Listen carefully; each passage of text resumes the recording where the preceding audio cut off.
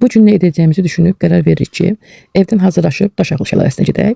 Çadırımızı, stullarımızı, termosumuzu hazırlayıb yola çıxırıq.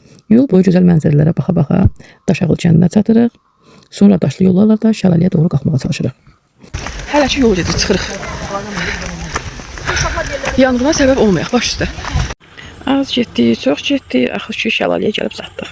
Və nəhayət çatıb bu gözəlliyə baxırıq. Şələlənin səsi, dağın havası, buz kimi suyu adamın bütün yorğunluğunu aparır.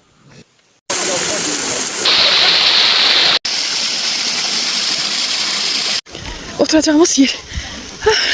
Aşağısı oturacaq, yuxarısı yəqin domik kimi qalmaqadır. Ne gözəldir. İndi isə özümün ən sevdiyim hissəyə keçirəm. Düşərgəni qururam. Stullarımı, çadırımı qurub, nənəmi də çadırın içinə yerləşdirirəm ki, rahatla baxsın. Həm də ona göstərirəm ki, həyatın ən gözəl anları bəzən ən sadə olanlardır. Dağın havası bizə elə azdırır ki, yemək sifariş edirik, dağ havasında dana bastırması, buğlama tamam başqa dadlı olur. Bu Daşalığın özünə məxsus cühüdür. Bunun dadını hər kəs bilməz. Çox dadlı bir şeydir. Çayımızı da içirib, otururuq və günün dadını çıxarırıq.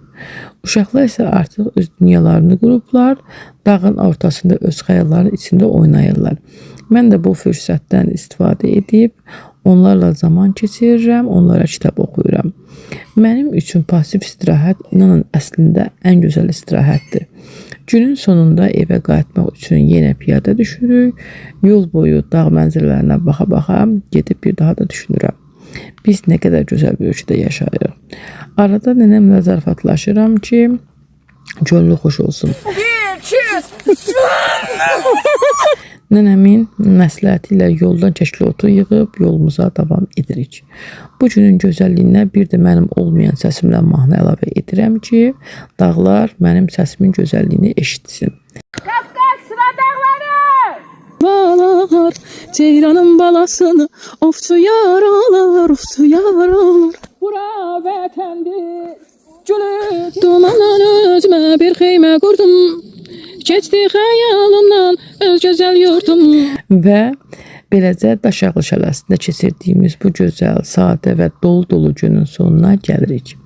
Bəzən xoşbəxtlik inanın böyük şeylərdə olmur. Bir çadırda, iki stulda, buz kimi suda, dağın havasında və uşaqlarımın gülüşündədir. Və ən əsaslarından biri isə yanımda olan doğmalarımda olur.